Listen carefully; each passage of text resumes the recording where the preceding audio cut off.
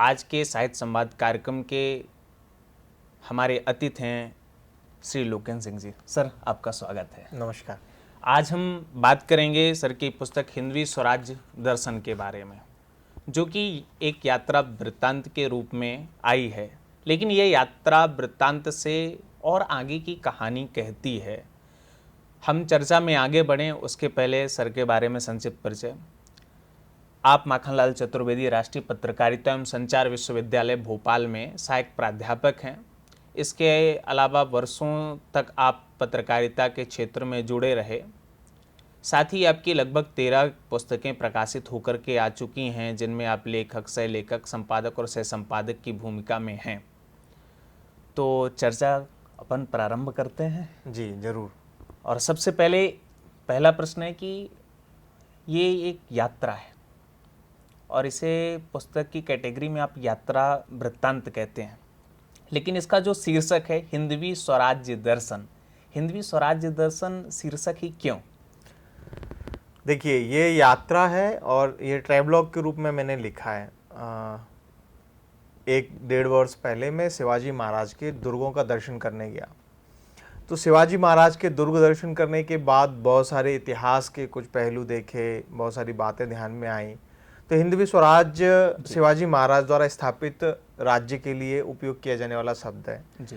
तो उसको हिंदू साम्राज्य, हिंदवी स्वराज्य इस तरह से जानते हैं। हम्म।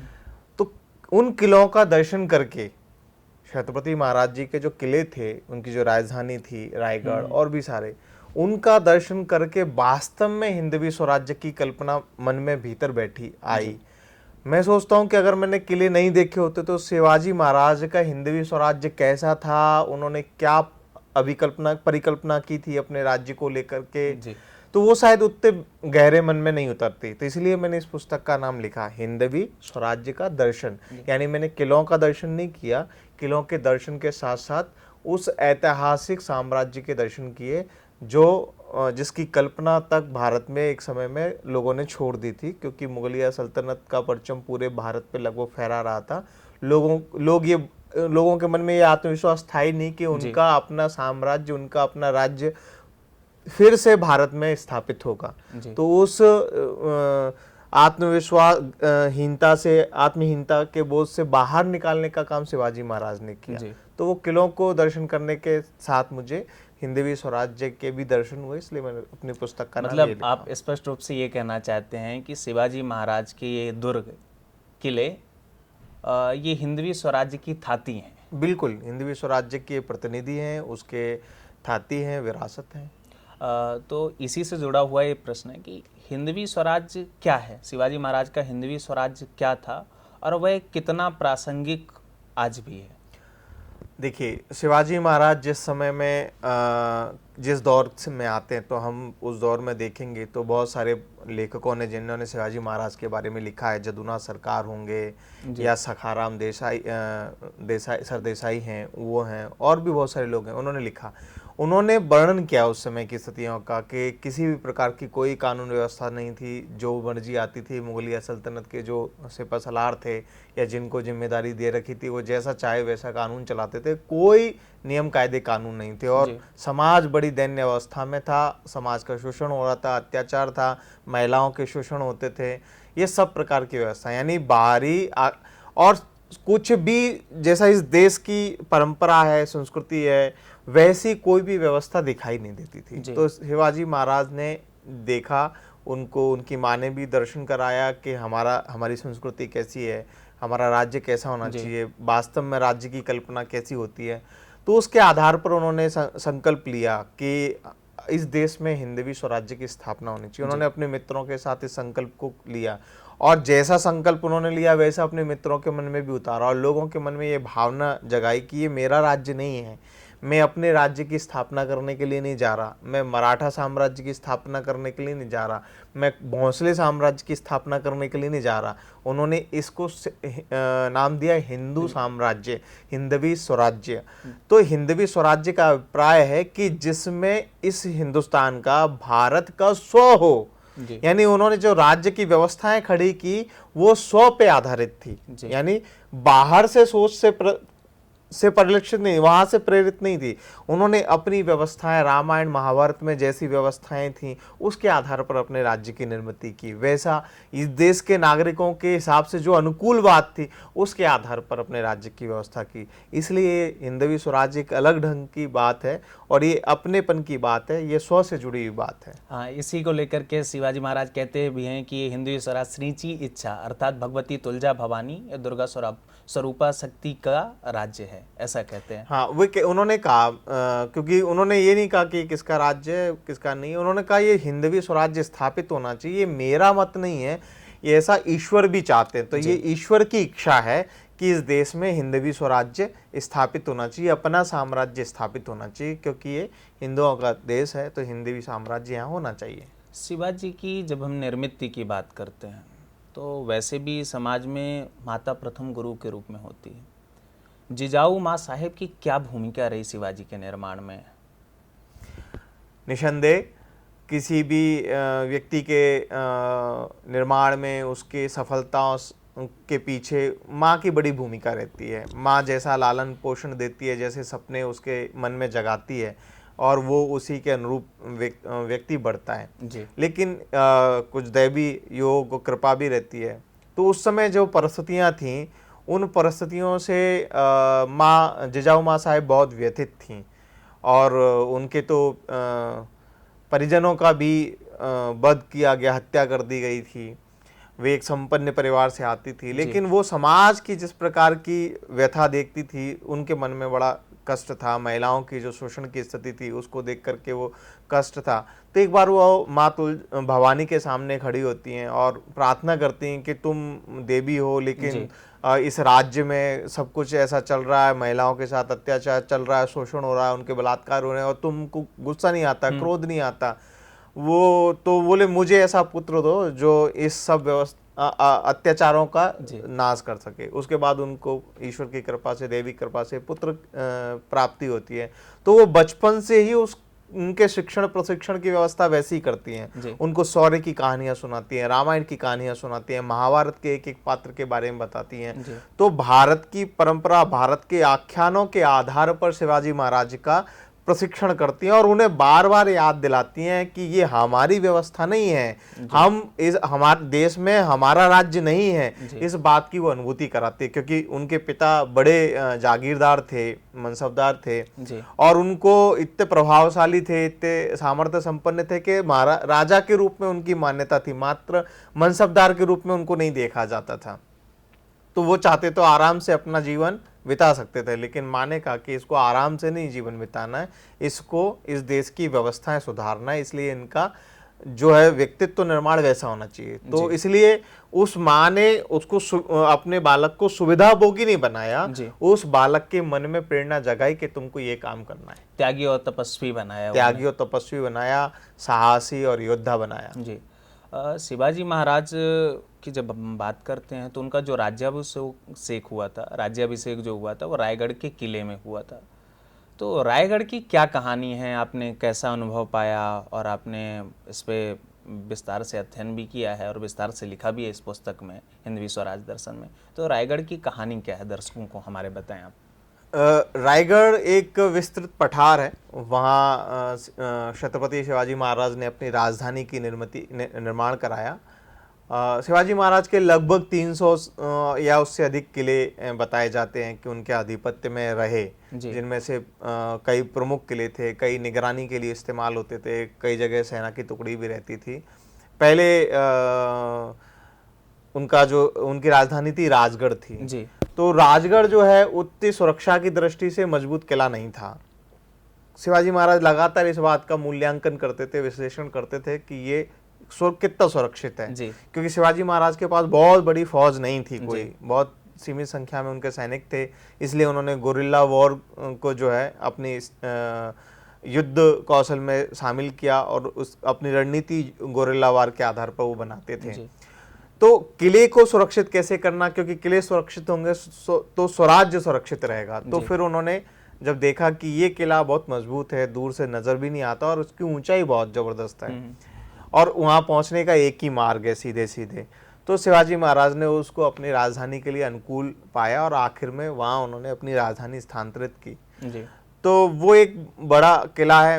हम लोग जब वहाँ पहुँचे तो हमने 2 दिन उस राजधानी उसके लिए दुर्गेश्वर कहा जाता है, दुर्गेश्वर रायगढ़, वहाँ हमने 2 दिन बिताए, एक रात भी किले पर ही गुजारी।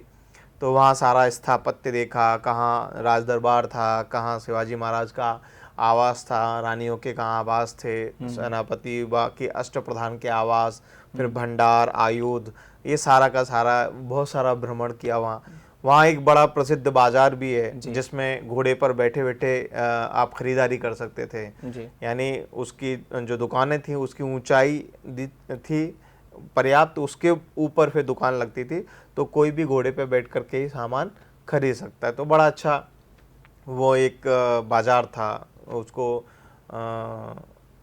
जब लगता होगा तब कितना वैभवशाली दिखता होगा। हाँ, इसका आपने बड़ा रोचक मतलब वर्णन किया है। ऐसा लगता है जैसे वो आत्मा के संगीत की तरह आप उसको पिरो रहे हैं, उसकी कल्पना को इस ढंग से आप चित्रित कर देते हैं। तो वो बड़ा महत्व का स्थान है और उस स्थान पर देख करके अपन समझ सकते हैं कि छत्रपति किस प्रकार का सोचते थे और उनके राज्य की व्यवस्थाएं कैसी थी। जी। एक और इसी से जुड़ा हुआ सवाल है, जगदीश्वर मंदिर प्रायः ऐतिहासिक विकृति लाने वाले लोगों का ऐसा मत है कि ये मस्जिद के आकार में है, लेकिन आपकी पुस्तक जब पढ़ता है कोई तो उससे एक नया तथ्य उभर कर के आता है। तो जगदीश्वर जो मंदिर है उसके शिल्प के बारे में बताएं, और जो एक विकृति समाज में परोसी जा रही है वो कितनी सही है, कितनी गलत है, उसके बारे में आप बताएं। वो दूर से देखने पर ऐसा लगता है, दरअसल उस पे 4 कलश हैं चारों कोने पर, तो लोगों को लगता है कि ये मीनारें हैं, गुम्बद है। जी, गुम्बद नहीं है, उस पे मीनारें जैसी लगती हैं, इसलिए लोग उसको मस्जिद कहते हैं। कई लोग और थोड़ा सा विकृत करने का प्रयास करते हैं। तो छत्रपति शिवाजी महाराज मुसलमानों को भी साथ में लेकर के या उनके प्रति भी सहिष्णु थे, निश्चित तौर पर थे। हाँ। उनके सेना में भी थे, लेकिन जो गलत काम करते थे उनके ऊपर उनका स्पष्ट था कि दंड के भागी बनेंगे। लेकिन वो किसी के जाति सांप्रदायिक आधार पर किसी के प्रति दुश्मनी उनकी नहीं थी। बिल्कुल। तो लेकिन वो जो स्थापत्य है वो कहीं से भी मस्जिद जैसा नहीं है, दूर से देखने में लग सकता है। और वो जो कलश हैं और पूरा परिसर जो है, जब हम उसकी देखते हैं, चतुर्भुज 4 वर्गाकार आकार का है और उस स्थान में भगवान शिव की स्थापना है, शिवलिंग उसमें है अंदर, और ये वहीं पूजन करते थे शिवाजी महाराज। उसी मंदिर के सामने बाद में जब छत्रपति का देहावसान होता है तो वहीं उनकी समाधि भी है। तो मंदिर के ठीक सामने ही बाहर निकलते ही समाधि स्थान भी है। और वो उसको लेकर के भी, मंदिर को लेकर के भी और भी 2-3 बातें हैं कि ये जगदीश्वर मंदिर है या बाड़ेश्वर मंदिर है। वहाँ शिवाजी भगवान शिव का एक और मंदिर है, बाड़ेश्वर मंदिर। तो वास्तव में एक नीचे मंदिर है, अभी लोग उसको बाड़ेश्वर मंदिर बोलते हैं, लेकिन जो इतिहास में बहुत सारे तथ्य मिलते हैं उसमें ये ध्यान आता है कि ये जो मंदिर है, जो बड़ा मंदिर है, जैसे मस्जिद के जैसा कुछ लोग कहते हैं, ये ही बाड़ेश्वर मंदिर है जी। तो लेकिन चूंकि उस समय में राजा की कल्पना भी ईश्वर के रूप में की जाती थी, तो कई लोगों को जगदीश्वर और इस तरह से बोला जाता था। तो शिवाजी महाराज का व्यक्तित्व और उनके प्रति श्रद्धा तो अथात अटूट थी लोगों की, तो इसलिए लोगों ने कहा ये जगदीश्वर मंदिर है। लेकिन शिवाजी महाराज ने इसलिए भी उसका नामकरण प्रचलन में आने दिया कि ये जगदीश्वर एक ही है, इसमें जो बैठे हैं वो जगदीश हैं और कोई जगदीश हो नहीं सकता। मैं राजा हो सकता हूँ, जगदीश नहीं हो सकता, ईश्वर नहीं हो सकता। इसलिए उनका नाम उन्होंने फिर प्रचलन में आने दिया कि चलो ये जगदीश्वर मंदिर अगर लोग बोल रहे तो बोल सकते हैं, लेकिन वो भगवान शिव का शिवालय हम उसको कहते हैं, वो शिवालय है।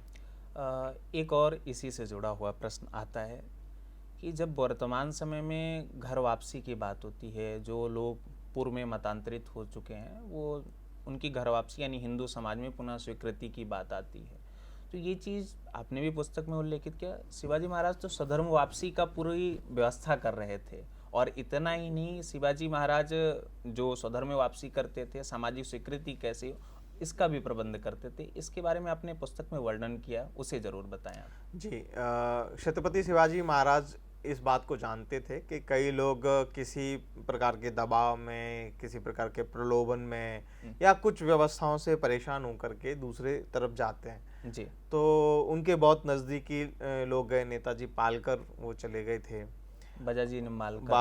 हाँ, बाजाजी निम्बालकर वो चले गए थे। तो उनको वापस लेकर के आए और साथ में उनके एक सवाल होता है, कई बार लोग कहते हैं कि कुछ लोग आना तो चाहते हैं लेकिन उनकी समाज में स्वीकार्यता कैसे होगी, सही बात। उनके साथ कौन उनके बेटों के साथ विवाह करेगा, उनकी बेटियों के साथ कौन विवाह करेगा, क्योंकि उस समय, आज तो फिर भी समाज बहुत सहिष्णु है या बहुत ये सब बंधनों को छोड़ चुका है, लेकिन उस समय समाज बहुत कठोर था इन सब बातों को लेकर के। जो एक बार चला गया उसकी पुनः वापसी बड़ी मुश्किल होती थी। आपको प्रकरण याद होना चाहिए, बाजीराव पेशवा। हाँ, बाजीराव पेशवा ने मस्तानी से विवाह किया। वो अपने बेटे को हिंदू नहीं बना सके क्योंकि उस समय के जो कर्मकांडी लोग थे उन्होंने पेशवा को अपने बेटे को हिंदू बनाने से रोक दिया, उसका नामकरण नहीं कर सके, उसको अपना नहीं सके। तो ये स्थिति थी। तो जबकि उससे पहले शिवाजी महाराज उदाहरण प्रस्तुत कर चुके थे कि नहीं, जो वापस आना चाहता है, किसी कारण से चला गया, वापस आना चाहता है, उसके लिए दरवाजे खुले होने चाहिए और उसे खुले मन से स्वीकार करना चाहिए। तो उनके साथ अपने परिजनों की बेटी का विवाह भी स्वयं महाराज ने कराया ताकि समाज में ये मैसेज जाए कि ये पहले अपने ही थे, इसलिए इनके साथ रोटी बेटी का संबंध भी किया जा सकता है, इसमें कोई ऐसी अनोखी बात नहीं है। जब हम शिवाजी की बात करते हैं तो रणनीति और कूटनीति एक ऐसे प्रकरण के रूप में शिवाजी महाराज के सामने आते हैं कि उनके सामने जब जो आया सठे साठ्यम समाचरित की, उनने पूरी रणनीति अपनाई। उन्होंने जब मन किया संधि की, जब मन किया संधि तोड़ी, क्योंकि उनके मूल अधिष्ठान में था हिंदवी स्वराज्य, स्वराज्य की स्थापना। तो ठीक एक ऐसा ही प्रकरण आता है पुरंदर की संधि। इसको आपने पुरंदर के दुर्ग के बारे में बताते हुए विस्तार से लिखा है, तो ये क्या प्रकरण था, कैसा था? जी, पुरंदर हिंदवी स्वराज्य के किलों की हम जब बात करते हैं तो बड़ा महत्वपूर्ण किला है। वहीं शंभू राजे का जन्म हुआ, जिन्हें संभाजी महाराज के नाम से हम जानते हैं, जो शिवाजी महाराज के पुत्र थे, उनका जन्म भी वहीं हुआ। उन्होंने भी, जिस प्रकरण की हम बात करें, उन्होंने भी घर वापसी या जो मतांतरित हो गए थे वापस, उसके लिए बहुत काम किया, इसलिए वो औरंगजेब के नंबर 1 दुश्मन भी बने। तो शिवाजी महाराज का पहले निवास स्थान वहीं था, लेकिन पुरंदर के साथ एक और किला, एक और पहाड़ी लगी है, उसके कारण से पुरंदर की सुरक्षा व्यवस्था थोड़ी सी कमजोर हो जाती है। तो मिर्जा राजा जय सिंह और एक मुस्लिम जो सेनापति थे, उनने मिलकर के औरंगजेब ने शिवाजी महाराज को पकड़ने के लिए भेजा। तो ये इन्होंने घेराबंदी कर ली किले की चारों ओर से, और वो जो है हमला किया। तो उस पर तोपें चढ़ाई, जो पास वाली पहाड़ी है जहाँ छोटी एक चौकी भी थी, उस पर तोपें चढ़ाई बड़ी बड़ी, और वहां से पुरंदर को निशाना बनाना शुरू किया। तो पुरंदर पे भयंकर युद्ध हुआ। 300 लोग, शिवाजी महाराज की टुकड़ी, जो मुरारबाजी देशपांडे, उनके नेतृत्व में संघर्ष कर रही है, और सामने 5000 की टुकड़ी है जिसका मुकाबला उनको करना है। दम से वो लोग लड़े। मुरारजी देशपांडे ने अद्भुत युद्ध कौशल का प्रदर्शन किया, लेकिन एक समय के बाद जब शिवाजी महाराज को ध्यान आता है कि बुरी तरह घिर गए हैं और ये युद्ध जारी रहा तो लोगों को खोने के अलावा कुछ और हासिल नहीं होगा जी। तो जो आपने कहा कि लक्ष्य जब हमारे सामने स्पष्ट होता है तो कब, कहाँ, किस प्रकार का निर्णय करना, 2 कदम पीछे लेना तो 2 कदम पीछे होना, इस प्रकार के प्रयत्न करने चाहिए। तो शिवाजी महाराज वहाँ 2 कदम पीछे होते हैं और मिर्जा राजा जय सिंह को पत्र लिखते संधि करने के लिए। पहली बार शिवाजी महाराज के लिए कहा कि किसी युद्ध में हारे। अब संधि करने को हारना कह सकते तो कहा जा सकता है, लेकिन वो संधि करने के लिए सहर्ष राजी हुए। उसमें उन्होंने मिर्जा राजा सिंह को बहुत उकसाया भी, समझाया भी, तुम किस तरफ से लड़ रहे हो, किसके लिए लड़ रहे हो, क्यों लड़ रहे हो, इतने महान शासक हो। मिर्जा राजा जय सिंह बहुत बहादुर आदमी थे और उन्होंने बहुत सारे युद्धों का नेतृत्व किया और सारी लड़ाइयों को उन्होंने जीता था जी। तो वो जो है उसको समझाते, वो पत्र पढ़ने चाहिए, किस प्रकार के उन्होंने पत्र लिखे, कूटनीतिक, भावनात्मक, सब प्रकार से। तो ये कूटनीतिक संधि कैसी होती है, रणनीतिक संधि कैसी होती है, उसका सर्वोत्तम उदाहरण है पुरंदर का किला। तो पुरंदर के किले में शिवाजी महाराज को 23 किले अपने जो है देने पड़े।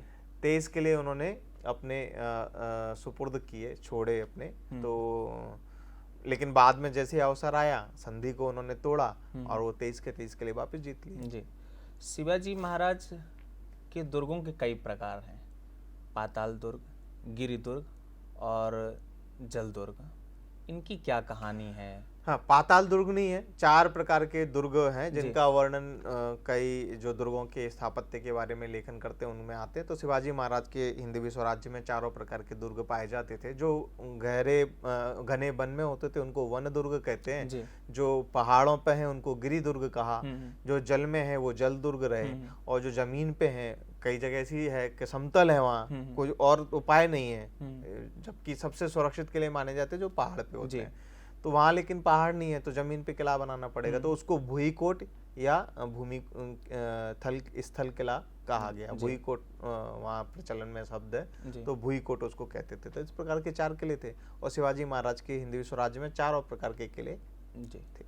जब नौसेना की बात आती है तो शिवाजी महाराज 16वीं 17वीं सदी में एक सशक्त नौसेना का निर्माण कर चुके थे। इसकी क्या कहानी थी और किस प्रकार से डच और पुर्तगाली से वो चौथवी वसूल करते थे अपनी समुद्री सीमा में? इसके बारे में आप बताएं। भारत में नौसेना का प्रचलन पहले भी था। विजयनगर साम्राज्य की हम बात करेंगे, चोल साम्राज्य की बात करेंगे तो नौसेना ध्यान में आती है, लेकिन उनके पतन के बाद भारत में नौसेना लगभग समाप्त हो गई। किसी भी राज्य व्यवस्था की, यहाँ तक कि मुगलों का जो इतना फैला हुआ साम्राज्य था उन पे भी नौसेना नहीं थी। वे भी जब हज के लिए जाते थे तो या तो पुर्तगीज को या अंग्रेजों को पैसा दे करके, किराया दे करके वो जा पाते थे।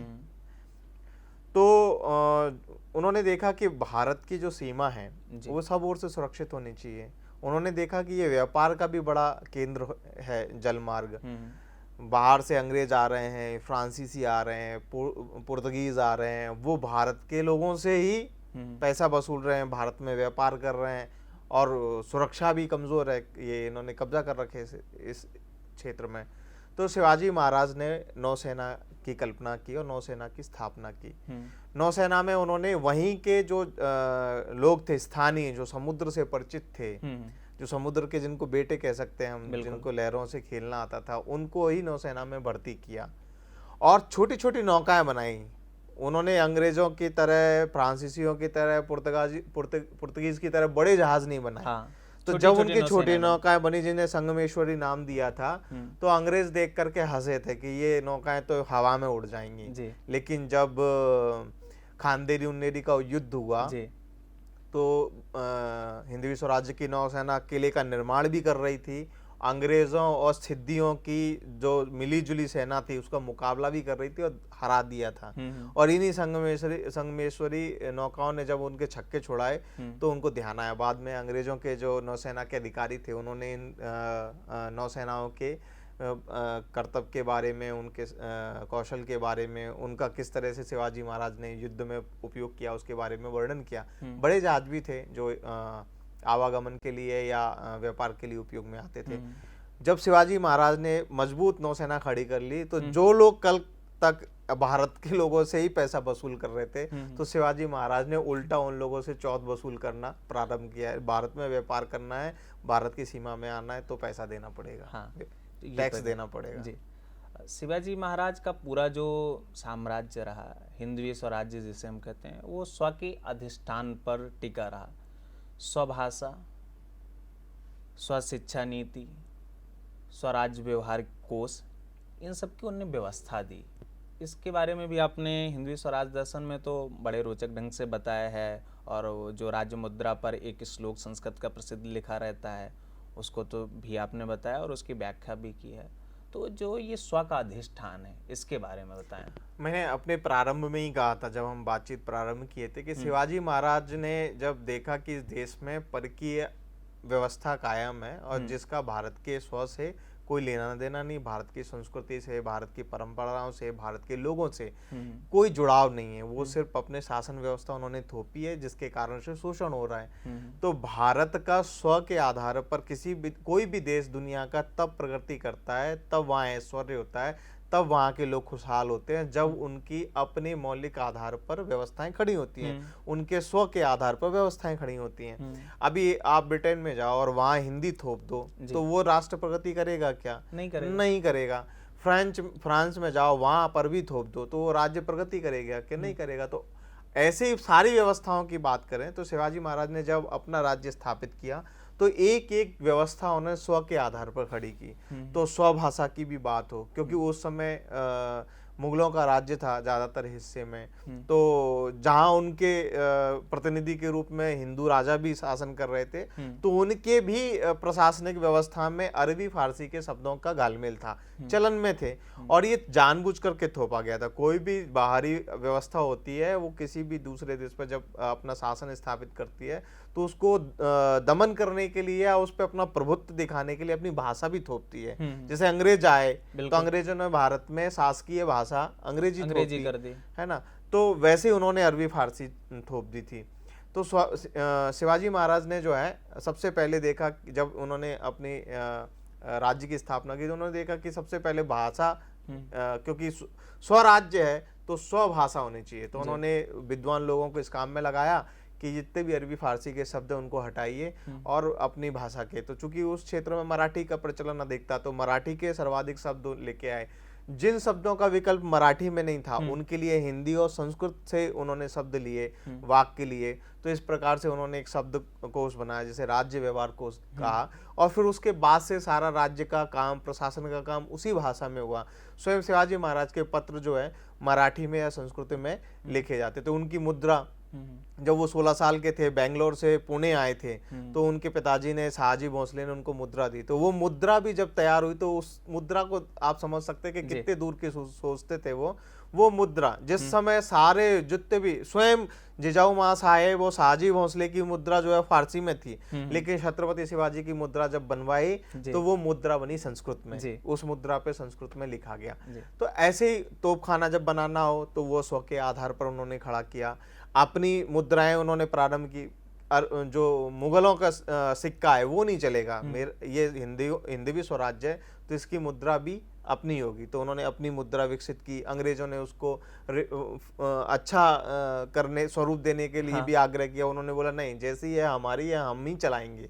और भी बहुत सारी व्यवस्थाएं जो उन्होंने खड़ी की, वो सब की सब व्यवस्थाएं स्व के आधार पे थी, जिसमें पर्यावरण का भी चिंतन था, जिसमें आधुनिक टेक्नोलॉजी की भी बात करें, उस समय की टेक्नोलॉजी, तो उसमें भी वो जैसे नौसेना की बात आई तो वो किसी पर आश्रित नहीं हुए कि वहां से जहाज खरीदेंगे। उन्होंने स्वयं अपने जहाज बनाए, सीखने भेजा लोगों को, और आकर के स्वयं उन्होंने जहाजों का निर्माण प्रारंभ किया। तो जिस भी क्षेत्र को हम उठा करके देखेंगे शिवाजी महाराज के, वो कानून से लेकर के शिक्षा, भाषा से लेकर के भूषा तक, सब में जो है स्व की अनुभूति हमको दिखाई देती है। शिवाजी के प्रकरण में एक चीज ये भी आती है कि जब शिवाजी महाराज का राज्याभिषेक हुआ तो पूर्ण रूपेण वैदिक रीति रिवाज के तहत हुआ। प्राय वर्तमान में शासन प्रमुख की आलोचना की जाती है कि आप एक धर्म विशेष को बढ़ावा दे रहे हैं, ऐसा है। लेकिन जो हमारी भारतीय परंपरा कहती है कि जो भारत का है, भारत की संस्कृति, उसका पालन राजा हमारे करते थे। तो शिवाजी महाराज उस समय समाज के लिए, सबके लिए काम तो कर रहे थे, लेकिन उन्होंने उस समय भी वैदिक रीति रिवाजों का अक्षर सा पालन करना क्यों चुना होगा, आपको क्या लगता है? देखिए, शिवाजी महाराज ने राज्य जीत लिया, भूमि भी तय कर ली, वहां से वो टैक्स भी लेने लगे थे, कर भी लेने लगे थे, लेकिन समाज में उनको दूसरे राजा उनको स्वीकार नहीं करते थे, संधि नहीं होती थी। मुगल भी एकदम से राजा के रूप में स्वीकार नहीं करते थे, और लंबे समय से सब मुगलों के साथ संधि करके राज्य व्यवस्थाएं, जागीरें चला रहे थे। तो लंबे समय से किसी का राज्याभिषेक भी नहीं हुआ था। तो जिस वैदिक रीति रिवाज विधि की हम बात कर रहे हैं, तो राज्याभिषेक नहीं था। तो राज्याभिषेक कैसे किया जाता है, इसके ग्रंथ भी नष्ट हो गए थे आक्रमणों में। तो इसके लिए उस समय के सबसे विद्वान व्यक्ति जो बनारस में गागा भट्ट, उनको बुलाया जाता है, उनके शिष्यों को बुलाया जाता है और उनको ये काम दिया जाता है कि राज्याभिषेक करना, जिससे मान्यता मिले और इस साम्राज्य को जिस पे हम बात कर रहे हैं, हिंदवी स्वराज्य, कि इस देश में अब हिंदवी स्वराज्य है जी, ये कोई कल्पना नहीं है, ये है, ये राजा है एक हिंदू साम्राज्य का, हिंदू पदपातशाही का नेतृत्व करने वाला एक व्यक्ति और इस नाम से एक राज्य चलता है। तो उसको मान्यता देने के लिए वो राज्याभिषेक, शिवाजी महाराज अपना राज्याभिषेक नहीं चाहते थे, लेकिन उनको कहा कि तब ही आपने जो सपना देखा है तभी आगे फलीभूत होगा। तब वो फिर उनका राज्याभिषेक की तैयारियां होती हैं, गागा भट्ट आते हैं, वो विद्वान अपने शिष्यों के साथ, मित्रों के साथ ग्रंथ की रचना करते हैं, राज्याभिषेक के ग्रंथ की। उसके बाद उनका वैदिक विधि विधान से राज्याभिषेक होता है, वो अच्छा लंबा वो चलता है 2-3 दिन। उसका विवरण आप इस पुस्तक में देख पाएंगे, कैसे उनकी पुनर्विवाह भी कराया जाता है, फिर उनका स्नान किस प्रकार से स्नान होता है, फिर उनको कब दान दक्षिणा करने के लिए जाना पड़ता है, किस प्रकार, सारा वर्णन मैंने किया उसमें जी। तो और भी अलग से बहुत सारी पुस्तकों में ये विवरण मिलेगा। तो कुल मिलाकर के अपनी व्यवस्था की स्थापना हो, उसकी प्रतिष्ठा हो, इसके लिए छत्रपति शिवाजी महाराज ने उस समय जो प्रचलन में है, भाई मैंने कहा ना कि उन्होंने रामायण महाभारत से भी चीजें देखी, क्योंकि वो वही सब सुन करके बड़े हुए थे। तो कैसे राज्याभिषेक होता है, उसी विधि विधान से राज्याभिषेक होना चाहिए ताकि सबको पता चले। और इसके लिए उन्होंने अच्छा खासा बजट खर्च किया था उस समय में, वो अमाउंट मुझे याद नहीं आ रहा, नहीं तो मैं आपको बताता। अच्छा खासा बजट खर्च किया था और देश भर से लोग आमंत्रित हुए थे। रायगढ़ पर सब राजा अलग अलग और अपने हैसियत के हिसाब से उपहार लेकर के आए थे। और यहाँ तक कि एक अंग्रेज भी आया था, अलेक्जेंद्र करके ऐसा कुछ नाम था उसका, वो भी वहाँ उपस्थित हुआ था। उसने अपनी डायरी भी लिखी है, वो किस्से भी बहुत रोचक हैं। वो तो दरवाजे पर हाथी को देख करके हैरान हो गया कि ये इतना बड़ा हाथी यहाँ कैसे आया होगा, क्योंकि किला बहुत ऊंचा है, कि मेरे आने में पसीने छूट गए, ये हाथी कैसे आया होगा चढ़ करके इतनी ऊंचाई पर। तो वो इतना हैरान हुआ। तो और भी रोचक कैसे उसने वो जिस दिन राज्याभिषेक हो रहा था उसका पूरा विवरण अपनी डायरी में दर्ज किया है। तो एक बहुत अच्छा घटनाक्रम है वो। हम इस पुस्तक की यदि बात करते हैं या पूरे आपकी यात्रा की बात करते हैं, तो एक इस पुस्तक की और इस यात्रा के केंद्र बिंदु में एक महत्वपूर्ण व्यक्तित्व हैं, जिनकी अगर यदि चर्चा नहीं होगी तो लगता है मुझे कुछ अधूरा सा रहेगा। वे हैं श्री संदीप महिंद गुरु जी। वे क्या हैं, कब से यह अभियान चला रहे हैं और किस ढंग से समाज में शिवाजी और स्व के लिए वो काम करते हैं, उनके बारे में जरूर आप दर्शकों को बताएं। जी संदीप जी सामाजिक कार्यकर्ता हैं। उन्होंने विवाह नहीं किया, अपना संपूर्ण समय समाज के लिए दिया हुआ है और देश के विभिन्न हिस्सों में उन्होंने काम किया। पूर्वोत्तर में काम किया। वहाँ जब वो काम करने गए पूर्वोत्तर के क्षेत्र में, तो कई लोगों को उन्होंने गरीबी क्या होती है इसकी अनुभूति की। तो उनकी विशेषता है कि वो पदवेश नहीं पहनते, यानी चप्पल जूते कुछ नहीं पहनते, हमेशा नंगे पैर रहते हैं। उनके मन में है कि मेरे देश के कई भाई बहनों के पास नहीं है तो मैं क्यों पहनूं। और न्यूनतम वस्त्र वो उपयोग करते हैं। दूसरा, भोजन बिल्कुल भी कड़ भी नहीं बचना चाहिए, खाने में कोई भी फिकना नहीं चाहिए। तो वो हम लोग बड़ा मज़ा आता था उनके साथ। वो एकदम थाली चेक करते थे, एकदम आपने पूरा खाया कि नहीं खाया। नहीं खाया अगर हमने बनाया और वो बच गया तो उसको संभाल के रखते थे, शाम को फिर उसी को खिलाते थे। तो वो बहुत प्रेरक व्यक्तित्व हैं।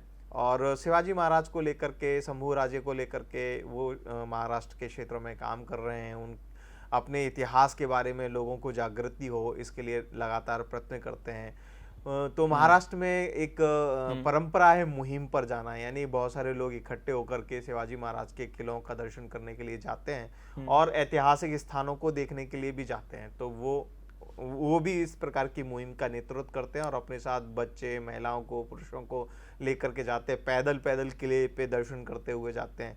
और अभी पानीपत का जब महत्वपूर्ण प्रसंग आया तो पानीपत तक उन्होंने एक यात्रा निकाली और पानीपत के युद्ध का क्या महत्व है उसका स्मरण लोगों को, समाज को कराया। पानीपत में उन्होंने ये भी बताया, पानीपत में पराजय जरूर हुई लेकिन सारे निर्णय मराठाओं या हिंदवी स्वराज्य के जो उस समय के लोग थे उनके हिसाब से ही हुए। तो उसका भी एक गौरव अनुभूति उन्होंने कराई। अभी शिवाजी महाराज पूरा शासन चलाए, हिंदवी स्वराज चलाया, लेकिन उन्होंने ना तो किसी किले का किलेदार अपने स्वजनों को बनाया, ना सत्ता के सूत्र अपने रिश्तेदार सगे संबंधियों को सौंपा।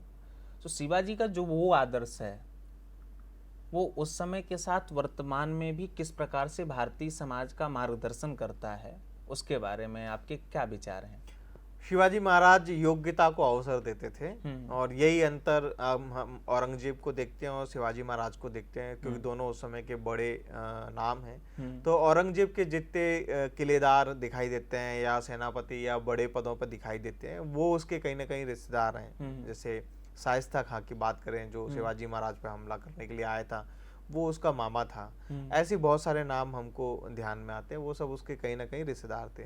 लेकिन छत्रपति शिवाजी महाराज किले का किलेदार जिसको बनाते थे, उसकी एक प्रोसेस होती थी, परीक्षा होती थी, प्रक्रिया थी। उस प्रक्रिया में निकले हुए व्यक्ति को ही जिम्मेदारी दी जाती थी, उसका परीक्षण होता था सारा, उसके आधार पर किलेदार नियुक्त करते थे। सिर्फ मेरा रिश्तेदार है या कोई मेरा परिचित है या किसी की सिफारिश है, इसके आधार पर कोई निर्णय नहीं होता था। उसकी योग्यता है, वो सक्षम है उस दायित्व को निभाने में, तो ही उसको अवसर मिलता था।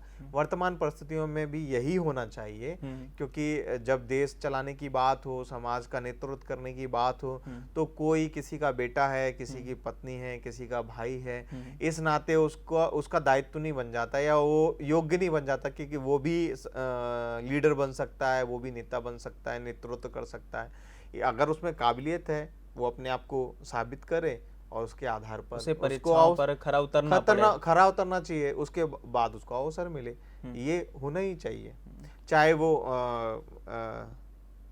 किसी भी क्षेत्र में। जैसे एक प्राइवेट सेक्टर का मैं उदाहरण देता हूँ। रतन टाटा ने जब अपने उत्तराधिकारी का चयन करने का निर्णय किया, तो उन्होंने अपने रिश्तेदार को नहीं ढूंढा, उन्होंने उसके योग्य व्यक्ति को ढूंढा। बाद में वो घटनाक्रम अलग मोड़ ले गया, उसके बारे में नहीं जा रहे। लेकिन जो दूरदृष्टा होता है, जो जानता है कि इसका समाज पे क्या प्रभाव पड़ेगा और देश के लिए कितना महत्व की ये बात है, वो ये सोचता है कि ये काम किसको देना चाहिए, कौन कर सकता है।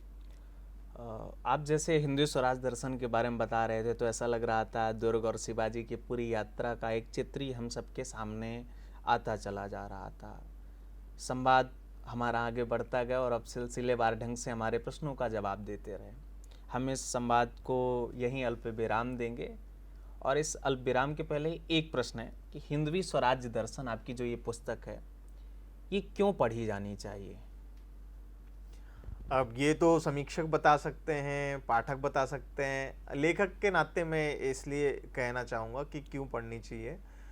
एक तो ये बहुत कोई गंभीर ऐसा नहीं है लेखन इसमें कि आज के जो पीढ़ी है उसको समझ नहीं आए। सरल भाषा में मैंने उस समय के ऐतिहासिक प्रसंगों को, उन जिन किलों का दर्शन मैंने किया, उनसे जुड़े हुए महत्वपूर्ण घटनाक्रमों का वर्णन किया है।